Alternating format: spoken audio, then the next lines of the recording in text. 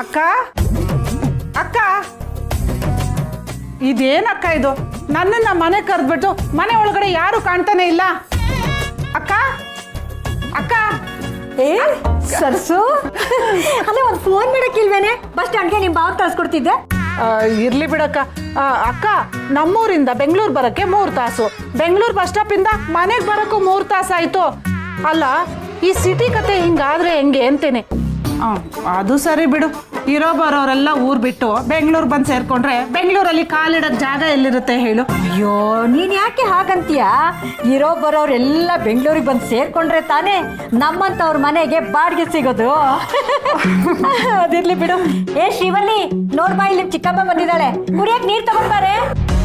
ಅಪ್ಪ ಸರ್ಸು, ಈ ಮದ್ವೆ ಕೆಲಸ ಅಂದ್ರೆ ಏನ್ ಸ್ವಲ್ಪ ಏನೇ, ಹೋಗೋರು ಬರೋರು ಇದ್ದೇ ಇರ್ತಾರೆ. ಅವ್ರಿಗೂ ಇದೇ ತಾಪತ್ರೆ ಆಗ್ಬಾರ್ದಲ್ವಾ? ಅದಕ್ಕೆ ನಾನು ಏನ್ ಮಾಡಿದ್ದೀನಿ ಹೇಳು, ಮದುವೆಗೆ 10 ದಿನ ಮುಂಚೆನೆ ಎಲ್ರಿಗೂ ಬರೋದಕ್ಕೆ ಹೇಳಿದ್ದೀನಿ. ಯಾವ್ದಾದ್ರೂ ಒಂದು ಮನೆ ಖಾಲಿ ಮಾಡಿಸಿ ಅವ್ರಿಗೆಲ್ಲ ಉಳ್ಕೊಳಕ್ಕೆ ವ್ಯವಸ್ಥೆ ಮಾಡಿಕೊಟ್ರೆ ಆಯ್ತು. ಅದು ಸರಿನೇ. ಅಂದಾಗೆ ಹುಡುಗಿ ಮನೆ ಕಡೆಯವ್ರು ಚೆನ್ನಾಗಿದ್ದಾರೆ ಅಲ್ವಾ? ಒಳ್ಳೆ ಕುಳ ಅಲ್ವಾ? ಚಿಕ್ಕಮ್ಮ, ಹುಡುಗಿ ಮನೆ ಕಡೆಯವರು ಒಳ್ಳೆ ಕುಳ ಇರೋದು ಇಂಪಾರ್ಟೆಂಟ್ ಅಲ್ಲ.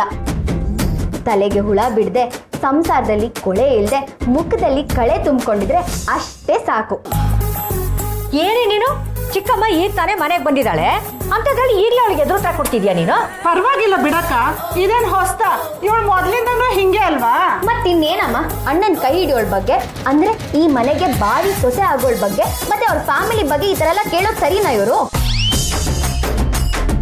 ಹಣಕ್ಕಿಂತ ಗುಣ ಮುಖ್ಯ ಅನ್ನೋದು ದೊಡ್ಡವರು ಗೊತ್ತಿರಬೇಕು. ಅದು ಹಂಗಲ್ವೇ? ನಾವು ಗಂಡಿನ ಕಡೆಯವರು ಅಂದ್ರೆ ಸ್ವಲ್ಪ ಗತ್ತಿರ್ಬೇಕಲ್ವಾ? ಹುಡುಗಿ ಮನೆ ಕಡೆಯವರು ಹೇಗೆ, ಏನು, ಎತ್ತ ಎಲ್ಲ ವಿಚಾರಿಸ್ಕೋಬೇಕು. ಇದು ಬೇರೆ ಲವ್ ಮ್ಯಾರೇಜು ಅಂತ ನಿಮ್ಮ ಅಮ್ಮ ಹೇಳ್ಬಿಟ್ಟಿದ್ದಾಳೆ. ಜಾತಿ ಕುಲ ಇದೆಲ್ಲ ನೋಡಿರಲ್ಲ, ಕಡೆ ಪಕ್ಷ ಆಸ್ತಿ ಅಂತಸ್ತಾದ್ರೂ ನೋಡ್ಬೇಕಲ್ವಾ? ಚಿಕ್ಕಮ್ಮ, ಜಾತಿ ಕುಲ ಆಸ್ತಿ ಅಂತಸ್ತು ಇದೆಲ್ಲದಕ್ಕಿಂತ ಮೀರಿದ್ದು ಇನ್ನೊಂದಿದೆ, ಅದನ್ನ ನೋಡೇ ಈ ಮದುವೆ ಫಿಕ್ಸ್ ಮಾಡಿರೋದು. ಅದೇನೇ ಅಂತದ್ದು ನನಗೆ ಗೊತ್ತಿಲ್ಲದೆ ಇರೋದು? ಪ್ರೀತಿ. ಕರ್ಮ ಅಲ್ವೇ ಅಕ್ಕ? ನಮ್ಮ ವರ್ಧನ್ಗೆ ಏನೇ ಕಮ್ಮಿ ಆಗಿತ್ತು?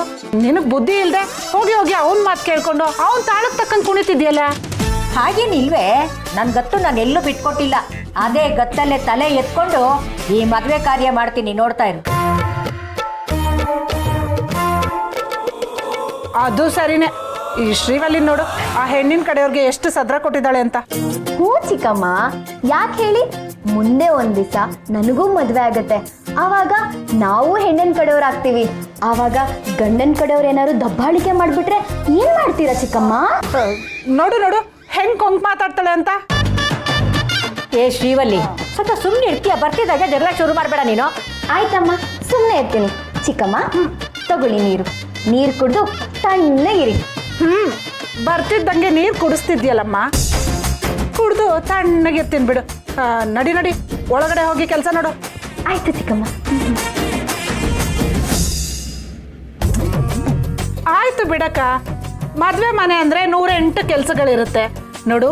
ಯಾರಿಗೂ ಸದ್ರ ಕೊಡ್ದಂಗೆ, ಯಾವುದಕ್ಕೂ ತಲೆ ಬಾಗದೆ ಇರಂಗೆ ಹೆಣ್ಣಿನ ಮನೆಯವ್ರ ಹತ್ರ ಎಲ್ಲ ಕೆಲಸಗಳನ್ನೂ ಮಾಡಿಸ್ಕೋಬೇಕು. ಅಕ್ಕ, ನಿನ್ಗಿದೆಲ್ಲ ಗೊತ್ತಾಗಲ್ಲ, ನಾನು ಬಂದಿದ್ದೀನಲ್ಲ, ಎಲ್ಲ ನಾನು ನೋಡ್ಕೋತೀನಿ ಬಿಡು. ಅಕ್ಕ, ತುಂಬ ಹೊಟ್ಟೆ ಹಸಿತಾ ಇದೆ ಕಣೆ, ಹೋಗ್ತೀನಿ. ಏನಾದ್ರು ತಂದ್ಕೊಡೆ. ಈಗಲೇ ಏನಾದರೂ ಮಾಡ್ಕೊಂಡು ಬರ್ತೀನಿ, ಕೂತಿ.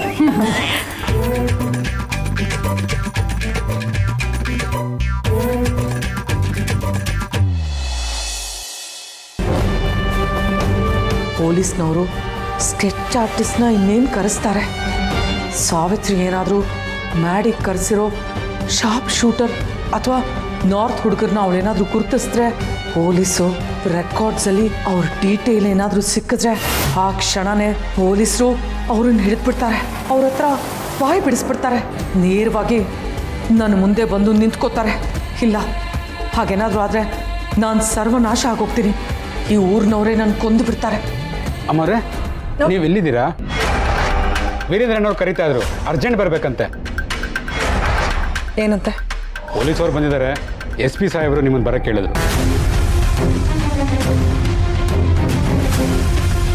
ನೀನು ಹೋಗು, ನಾನು ಬರ್ತೀನಿ. ಸರಿ. ಪೊಲೀಸ್ನವರು ನನ್ನನ್ನು ಕರೀತಿದ್ದಾರಾ? ಯಾಕೆ ಕರೀತಿದ್ದಾರೆ? ನಾನೇ ಇದೆಲ್ಲ ಮಾಡಿಸಿದ್ದು ಅನ್ನೋ ಯಾವುದಾದ್ರೂ ಕ್ಲೂ ಸಿಕ್ಬಿಡ್ತಾ? ಅಯ್ಯೋ ದೇವ್ರೆ, ಹಾಗೇನಾದ್ರೂ ಸಿಕ್ಕಿದ್ರೆ ನನ್ನ ಕತೆ ಮುಗೀತು.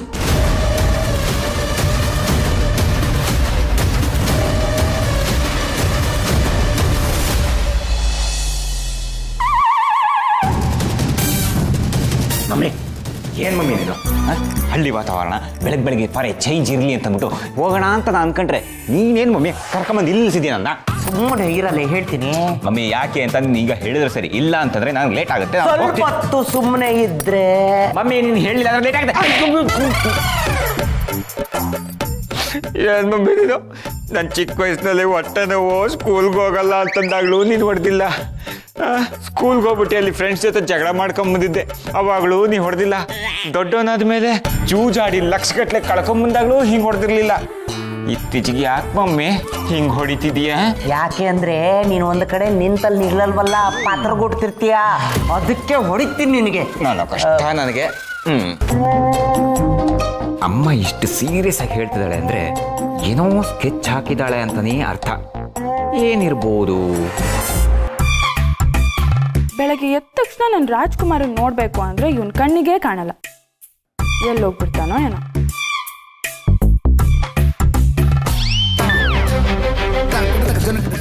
ಸುಂದ್ರ, ಈ ಹಳ್ಳಿ ವಾತಾವರಣದಲ್ಲಿ ಹಳ್ಳಿ ಸೊಗಡಿನ ಆಟಗಳನ್ನ ಆಡ್ತಾ ಇದ್ರೆ ಏನು ಉತ್ಸಾಹ, ಉಲ್ಲಾಸ, ಮನಸ್ಸಿಗೆ ಆನಂದ ಅಲ್ವೇನೋ? ಏನಾಟ ಮಮ್ಮಿ? ಯಾವ ಆಟ ಅಂದೆ? ತುಪ್ಪ ಕಾಯಿಸ ಆಟ. ಹೆಂಗದು? ಲೇ, ನೀನ್ ತುಪ್ಪ ಕಾಯಿಸ್ತಿರ್ತೀಯ, ನಾನು ಹಿಂಗ್ ಹೊಡೆಯಕ್ ಬರ್ತೀನಿ.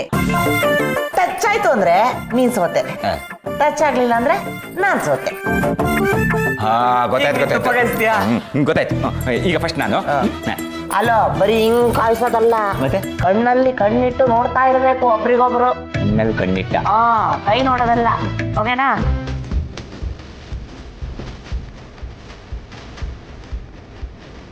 ಸರಿ, ಈಗ ನೀನು.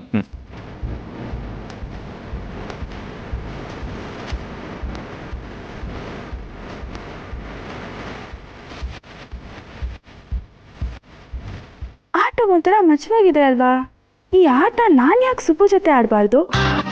ಹೇಗೋ ಸುಬ್ಬು ನನ್ನನ್ನು ನೋಡಿದ್ರೆ ಹೆದರ್ಕೋತಾನೆ, ಡಿಸ್ಟೆನ್ಸಲ್ಲಿರ್ತಾನೆ. ನೆನ್ನೆ ಯಾವುದೋ ಆಟದ ನೆಪ ಹೇಳಿ ನನ್ನ ನೋಡ್ತಾನೆ ಇರಬೇಕು ಅಂತ ಮನಸ್ಫೂರ್ತಿ ಆಗೋವರೆಗೂ ಅವನನ್ನು ನೋಡ್ತಾನೇ ಇದ್ದೆ. ಈಗ ಈ ಆಟದ ನೆಪ ಹೇಳಿ ನನ್ನ ಕೈ ಮುಟ್ಟು ಅಂದರೆ ಮುಟ್ಬೋದಾ? ನೋಡೋಣ. ಆಟ ಒಂಥರ ಮಜವಾಗಿದೆ. ಮೇಡಮ್ರೆ, ನೀವೇನಿಲ್ಲಿ? ಅದು ಸುಬ್ಬು ಇಲ್ಲದಾನೆ, ನೋಡಿದ್ರಾ? ನೀವು ಇದನ್ನೇ ಕೇಳ್ತೀರಾ ಅಂತ ನನಗೆ ಗೊತ್ತಿತ್ತು. ಸುಬ್ರಹ್ಮಣ್ಯ ಕಾರ್ತಿಕೇಯನ, ಅವನು ಇಲ್ಲಿ ಮಿನಿಸ್ಟ್ರ್ ರೂಮು ಹೊರಗಡೆ ಇದ್ದಾನೆ. Thank you. ಓಕೆ ಮಮ್ಮಿ, ಬಾ ಮಮ್ಮಿ, ತುಪ್ಪ ಕಾಯಿಸಿ ಆಟ ಆಡೋಣ. ತುಪ್ಪ ಕಾಯಿಸಿ ಆಟ.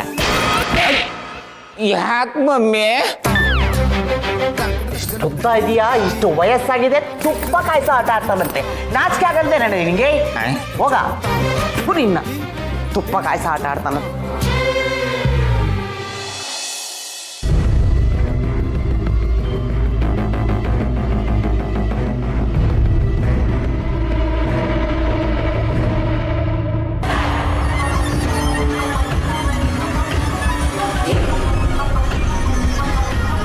ಈರು ಯಾಕೆ ನನ್ನನ್ನು ಹೀಗೆ ನೋಡ್ತಿದ್ದಾನೆ?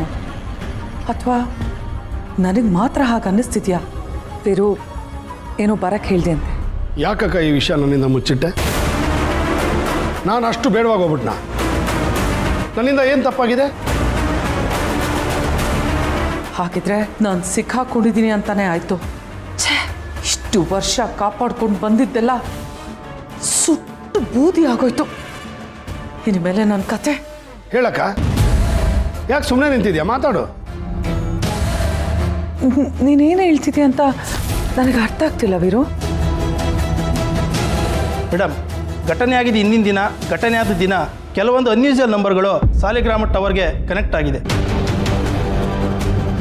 ಅದರಲ್ಲಿ ನಾರ್ತ್ ಇಂಡಿಯಾದು 7 ನಂಬರ್ ಇದೆ. ಅದೆಲ್ಲ ಸಾಲಿಗ್ರಾಮ ಟವರಲ್ಲೇ ಆಕ್ಟಿವೇಟ್ ಆಗಿರೋದು.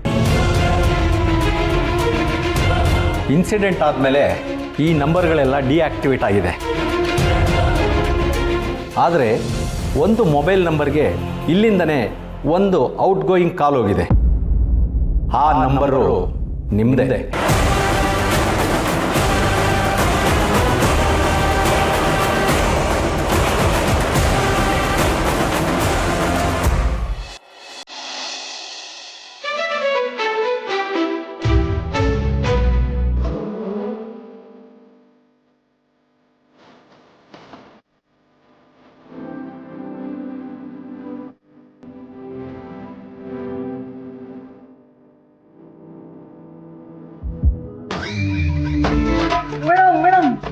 ಏನು ಮಾಡ್ತಾ ಇದ್ದೀರಾ? ಅಯ್ಯೋ, ಕೂದಲೇ ಕೆದರ್ತಾ ಇದ್ದೀರಾ ಮೇಡಮ್? ಏನಿದು ತಲೆ ಬಾಚ್ಕೋತಿರೋದು ಸ್ಟೈಲ್ ಮಾಡೋದಿಕ್ಕಾ? ಮೇಡಮ್, ತಲೆ ಬಾಚ್ಕೊಳ್ಳೋದು ಸ್ಟೈಲ್ ಮಾಡೋದಕ್ಕಲ್ಲ, ಚೆನ್ನಾಗಿ ಕಾಣಲಿ, ನೋಡೋರಿಗೆ ಚೆನ್ನಾಗಿ ಕಾಣಲಿ ಅಂತ. ಯಾರಿಗೆ ಚೆನ್ನಾಗಿ ಕಾಣಿಸ್ಲಿ ಅಂತ ಇಲ್ಲಿ ಯಾರೂ ಇಲ್ಲ. ನನ್ನ ಕಣ್ಣಿಗೆ ನೀನು ಆಲ್ರೆಡಿ ಚೆನ್ನಾಗಿ ಕಾಣಿಸ್ತೀಯ. ಬೇರೆ ಯಾರ ಕಣ್ಣಿಗೂ ನೀನು ಚೆನ್ನಾಗಿ ಕಾಣಿಸೋದೇನು ಬೇಕಾಗಿಲ್ಲ. ನೀನು ಹಿಂಗೆ ಇರು ಸಾಕು. ಹಿಂಗೆ ಇಲ್ಲ, ಹಿಂಗೆ ಹೊರಗೆ ಹೋಗ್ಲಾ? ಹೌದು ಕಣ, ನೀನು ಹೀಗೆ ಇರು. ಯಾಕೆ ಅರ್ಥ ಆಗ್ತಿಲ್ವಾ ನಿಂಗೆ ನಾನು ಹೇಳ್ತಿರೋದು? ನೀನು ಹೇಗಿದ್ರು ನನಗೆ ಮುದ್ದಾಗೆ ಕಾಣ್ತೀಯ ಕಣೋ, ಮುದ್ದು ಸುಬ್ಬು. ಆದರೂ ನೀನು ನನ್ನನ್ನು ಬಿಟ್ಟು ಬೇರೆ ಯಾರಿಗೂ ಚೆನ್ನಾಗಿ ಕಾಣಬಾರ್ದು. ನೀನು ಯಾರಿಗೋ ಚೆನ್ನಾಗಿ ಕಾಣೋದು, ಅವ್ರು ಬಂದು ನಿನ್ನನ್ನು ಹಾರಿಸ್ಕೊಂಡು ಹೋಗೋದು, ಇದೆಲ್ಲ ಫಜಿತಿ ಬೇಕಾ? ಮೇಡಮ್, ಹೋಗ್ಲಿ, ಭಾಷಣಿಗೆ ಆದರೂ ಕೊಡಿ. ಓಹೋ, ಏನು ಚಿನ್ನದ ಬಾಚಂಗೆ ಉಂಡು. ತಗೋ. ಮತ್ತೆ ತಲೆ ಬಾಚೋದನ್ನ ನೋಡಿದ್ರೆ ಕಿತ್ಕೊಂಡು ಬಿಸಾಕ್ಬಿಡ್ತೀರಲ್ವಾ ಮೇಡಮ್? ಮತ್ತೆ ಕೂದಲೇ ಕಿತ್ತಾಕ್ಬಿಡ್ತೀನಿ. ಆಹಾ, ಎಷ್ಟು ಮುದ್ದಾಗಿ ಜಗಳ ಆಡ್ತಿದ್ದೀರಾ. ಸಾಕು ಜಗಳ ಮಾಡಿತ್ತು, ಶುರು ಮಾಡ್ಕೊಳ್ಳಿ ಆಟ. ಇನ್ನ ಸುಬ್ಬು, ನಾವು ಆಟ ಆಡೋಣ ಬಾ. ಆಟ ಆಡೋದಾ? ಮೇಡಮ್, ನನಗೆ ತಲೆ ನೋವ್ತಾ ಇದೆ. ಒಂದೇ ಕಡೆ ನೋಡ್ತಾ ಇರೋದಕ್ಕಾಗಲ್ಲ. ನೀವು ಆಟ ಆಡ್ಕೊಳ್ಳಿ ಮೇಡಮ್. ಆಟ ಅಲ್ಲ ಸುಬ್ಬು, ಇದು ಬೇರೆ ಆಟ. ಬೇರೆ ಆಟನಾ? ಏನು ಮೇಡಮ್, ಬೆಳಗಾದ್ರೆ ಚಿಕ್ಕ ಮಕ್ಳ ಥರ ಆಟ ಆಡೋಣ ಅಂತೀರಾ? ನನಗೆ ಮಾಡೋಕ್ಕೆ ತುಂಬ ಕೆಲಸ ಇದೆ ಮೇಡಮ್. ಓಹೋ, ಏನು ಮಹಾ ಕೆಲಸ ಇದೆ ಅಪ್ಪ ನಿನಗೆ. ಅಪ್ಪನೇ ಏನೂ ಕೆಲಸ ಇಲ್ಲದೆ ಆರಾಮಾಗಿದ್ದಾರೆ.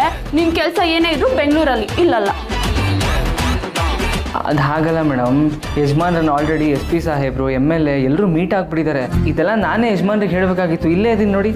ವಿಷಯ ಇಷ್ಟೆಲ್ಲ ಸೀರಿಯಸ್ ಆಗಿರುವಾಗ ನಾನು ಆಟಕ್ಕೆ ಕರಿತಿದ್ದೀನಿ ಅಂತನಾ? ನಾನು ಹೀಗೇನೆ. ಇಲ್ಲಿ ನೋಡು, ಅಪ್ಪಂಗೆ ಏನೂ ಆಗಿಲ್ಲ ಅನ್ನೋದು ಒಂದು ಖುಷಿ. ಸಾವಿತ್ರಿ ಬೇಗ ಹುಷಾರಾಗ್ತಾಳೆ ಅನ್ನೋದು ಖುಷಿ.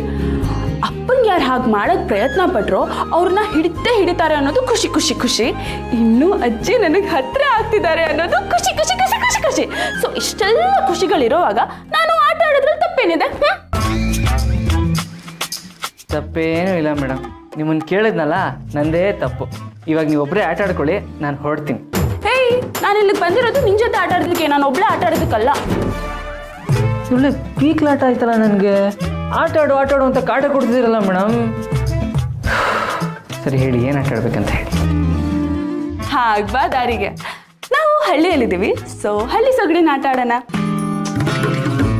ಮತ್ತೆ ಹಳ್ಳಿ ಸೊಗಡಿನ ಆಟನ? ಏನು ಮೇಡಮ್ ಅದು? ತುಪ್ಪ ಕಾಯಿಸೋದು. ನಾನು ಹೀಗೆ ತುಪ್ಪ ಕಾಯಿಸ್ತಿರ್ತೀನಿ, ನೀನು ನನ್ನ ಕೈಗೆ ಹೊಡಿಬೇಕು. ಏನು ಮೇಡಮ್, ಚಿಕ್ಕ ಮಕ್ಳು ಥರ ತುಪ್ಪ ಕಾಯಿಸೋದಂತೆ ಹೊಡೆಯೋದಂತೆ, ಇದೆಲ್ಲ ಪಿಂಕಿ ಜೊತೆ ಆಟ ಆಡ್ಕೊಳ್ಳಿ ಮೇಡಮ್. ನಾನು ಬರಲ್ಲ ಇದಕ್ಕೆಲ್ಲ. ಅಯ್ಯೋ ದಟ್ಟ, ತುಪ್ಪ ತಾನಾಗೆ ಜಾರಿ ರೊಟ್ಟಿಯಲ್ಲಿ ಬೀಳುತ್ತೆ ಅಂತ ಅಂದರೆ ನೀನು ನೋಡಿದ್ರೆ ಅದನ್ನು ಕಾಸೋದು ಬುಟ್ಟಿಗೆ ಹಾಕ್ತೀನಿ ಅಂತಿದೆಯಲ್ಲೋ. ಆಡೋ ಆಟನ ಚೆನ್ನಾಗಿ ಇದೆಯಲ್ಲ ಸುಬ್ಬು. ನಿಮ್ಮ ಕಾಂತಮ್ಮ ಅತ್ತೆ ಇದಾರಲ್ಲ, ಅವರೇ ನನಗೆ ಆಟ ಹೇಳ್ಕೊಟ್ಟಿರೋದು. ಅದೆಲ್ಲ ಬಿಡು ನೀನು. ಈಗ ನೋಡು, ನಾನು ಹೀಗೆ ತುಪ್ಪ ಕಾಯಿಸ್ತೀನಿ, ನೀನು ನನ್ನ ಕೈಗೆ ಹೊಡಿ. ನಾನು ನಿಮಗೆ ಹೊಡೆಯೋದಾ? ಆಗಲ್ಲ ಮೇಡಮ್, ನನ್ನ ಕೈಗೆಲ್ಲ ಹೊಡೆಯೋಕ್ಕಾಗಲ್ಲ. ಇದು ಬರೀ ಆಟ ಸುಬ್ಬು. ಆಟ ಆದರೂ ಅಷ್ಟೇ, ನಾಟಕ ಆದರೂ ಅಷ್ಟೇ ಮೇಡಮ್. ನಿಮ್ಗೆ ಹೊಡೆಯಲ್ಲ ಅಂದರೆ ಹೊಡೆಯಲ್ಲ. ಎಷ್ಟು ಒಳ್ಳೆ ಹುಡುಗ ಸುಬ್ಬು ನೀನು. ನಾನು ನಿನ್ನ ಮದುವೆ ಆಗಿ ನೀನು ನನ್ನ ಗಂಡ ಆದಮೇಲೆ ನಾನು ನಿನಗೆ ಎಷ್ಟೇ ಕಾಟ ಕೊಟ್ಟರು ನೀನು ನನಗೆ ಹೊಡೆಯಲ್ಲ ಅನ್ನೋದು ಕನ್ಫರ್ಮ್ ಆಯಿತು. ಹೆಂಡತಿ ಮೇಲೆ ಕೈ ಮಾಡೋನು ಗಂಡನೇ ಅಲ್ಲ. ಅಲ್ಲ, ಅದು ರಾಂಗು. ಹೆಣ್ಣಿನ ಮೇಲೆ ಕೈ ಮಾಡೋನು ಗಂಡಸೇ ಅಲ್ಲ. ಮೇಡಮ್, ಯಾಕೆ ನಗ್ತಾ ಇದ್ದೀರಾ? ಏನೂ ಇಲ್ಲ. ಒಂದು ಕೆಲಸ ಮಾಡೋಣ. ನೀನು ತುಪ್ಪ ಕಾಯಿಸು, ನಾನು ನಿನಗೆ ಹೊಡಿತೀನಿ. ಓಕೆನಾ? ಆಗಿದ್ರೆ ಓಕೆ. ಆದರೆ ಒಂದು ಕಂಡೀಷನ್ ಇದೆ. ಏನದು?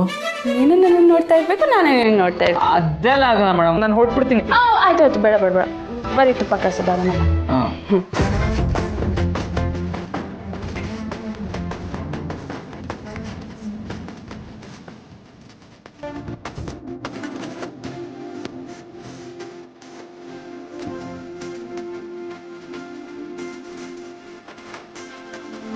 ಆಡಿ ಆಡಿ ಚೆನ್ನಾಗಿ ಆಡ್ತಾ ಇದ್ದೀರಾ. ಆಡ್ಸೋಳು ನಾನು ಇಲ್ಲಿರ್ಬೇಕಾದ್ರೆ ನೀವು ಖುಷಿಯಾಗಿ ಆಡ್ತಾ ಇರಿ.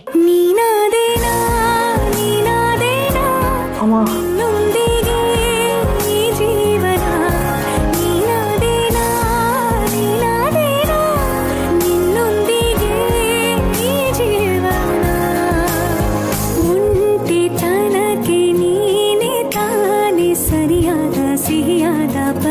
ಜ್ವರ ಹೊಡಿತಿದ್ದೀರಾ ಮೇಡಮ್ ನೀವು?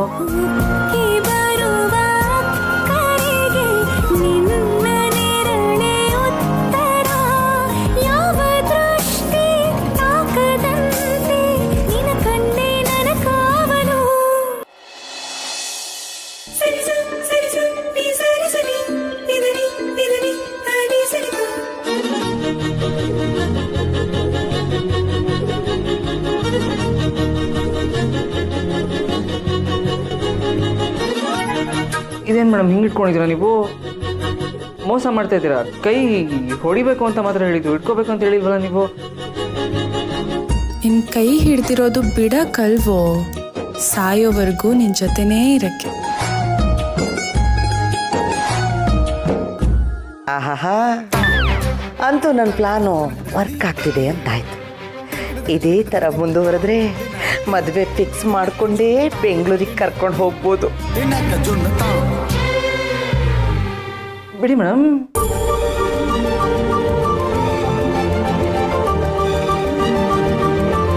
ಮೇಡಮ್ ಇದೇನು ಇಷ್ಟು ಗಂಟೆ ಇಟ್ಕೊಂಡಿದ್ದೀರಾ? ಬಿಡಿ.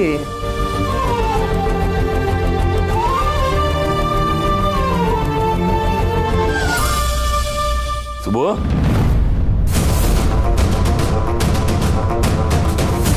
ಸುಬು, ಅಯ್ಯಯ್ಯ, ಈ ವಯ್ಯ ಬೇರೆ ಈ ಕಡೆ ಬರ್ತಿದ್ದಾನಲ್ಲ, ಏನು ಮಾಡೋದೀಗ? ಈ ವಯ್ಯ ಏನಾದರೂ ನೋಡ್ಬಿಟ್ರೆ ಅಷ್ಟೇ ಕತೆ.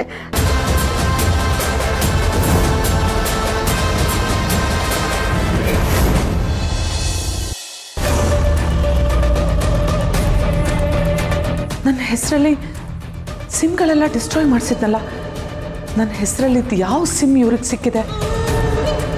ಅಯ್ಯೋ, ಏನು ಮಾಡಲಿ? ಕ್ರಿಮಿನಲ್ಸ್ ಜೊತೆ ನಾನು ಡೈರೆಕ್ಟಾಗಿ ಕನೆಕ್ಷನಲ್ಲಿದ್ದೆ ಅಂತ ಗೊತ್ತಾದರೆ ನನ್ನ ಕತೆ ಮುಗೀತು. ಇದಕ್ಕಿಂತ ದೊಡ್ಡ ಎವಿಡೆನ್ಸ್ ಬೇಕಾಗಿಲ್ಲ. ಅಯ್ಯೋ, ಇಷ್ಟು ಸುಲಭವಾಗಿ ಸಿಕ್ಕಾಕೊಂಡ್ಬಿಟ್ಟ ನಾನು.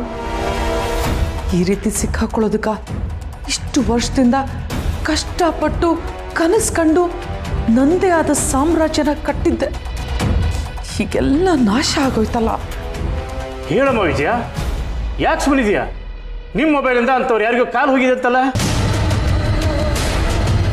ಮೇಡಮ್, ನೀವು ಯಾರಿಗಾದ್ರೂ ಕಾಲ್ ಮಾಡಿದ್ರಾ? ಅಲ್ಲ, ನೀವೆಲ್ಲ ಏನು ಮಾತಾಡ್ತಿದ್ದೀರಾ? ಹಾಂ, ನಾನು ಯಾರು ಅಂತ ಅನ್ಕೊಂಡಿದ್ದೀರಾ?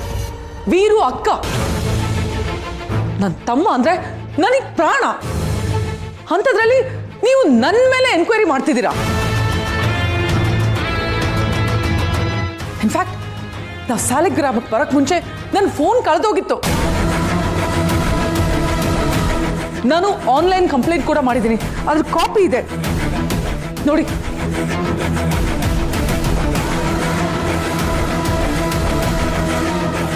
ನೋಡಿದ್ರಾ, ನಾನು ಹೇಳ್ತಿದ್ದೆ ಈಗ ಏನೋ ಆಗಿರುತ್ತೆ ಅಂತ. ಇನ್ವೆಸ್ಟಿಗೇಷನ್ ಸರಿಯಾಗಿ ಆಗ್ತಿಲ್ಲ ಅಂತ ಯಾರ್ಯಾರ ಮೇಲೂ ಅಪವಾದ ಹೊರಿಸೋದು ತಪ್ಪು. ಇಲ್ಲ ಸರ್, ಡೀಟೇಲಾಗಿ ಎನ್ಕ್ವೈರಿ ಮಾಡಿ ಆ ನಂಬರ್ ಇವ್ರದೇ ಅಂತ ಗೊತ್ತಾದ ಮೇಲೆ ನಾವು ಇಲ್ಲಿಗೆ ಬಂದಿದ್ದು. ಆದರೆ ಮೇಡಮ್ ಮೊಬೈಲ್ ಕಳೆದೋಗಿದೆ ಅನ್ನೋದು ನಮಗೆ ಗೊತ್ತಿರಲಿಲ್ಲ. ಅಕ್ಕ, ಮೊಬೈಲ್ ಕಳೆದೋಗಿದೆ ಅಂತ ನನಗೆ ಯಾಕೆ ಹೇಳಲಿಲ್ಲ? ಇದು ಚಿಕ್ಕ ವಿಷಯ, ಇದನ್ನೆಲ್ಲ ಯಾಕೆ? ನಾನು ಅಷ್ಟೊಂದು ದೂರ ಆಗ್ಬಿಟ್ನ ಅಕ್ಕ. ಮೊದಲು ಸಣ್ಣ ಸಣ್ಣ ವಿಷಯ ಎಲ್ಲ ಹೇಳ್ತಿದ್ದೆ, ಇದನ್ನ ಯಾಕೆ ಹೇಳಲಿಲ್ಲ? ನೋಡಿ SP ಸಾಹೇಬ್ರೆ, ಕ್ರಿಮಿನಲ್ಸ್ ಮಾಡೋದು ಇದನ್ನೇ. ಮೊದಲು ನಿಮ್ಮನ್ನು ಡೈವರ್ಟ್ ಮಾಡ್ತಾರೆ,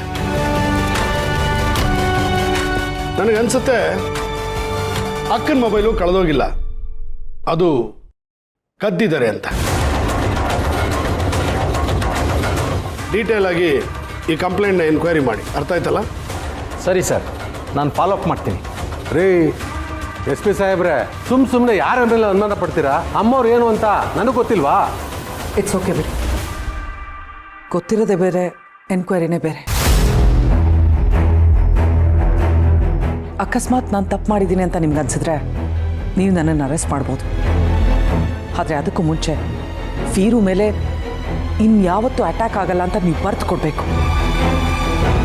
ಹಾಗಿದ್ರೆ ನಾನು ಜೈಲಿಗೆ ಹೋಗೋದಕ್ಕೂ ಸಿದ್ಧವಾಗಿದ್ದೀನಿ.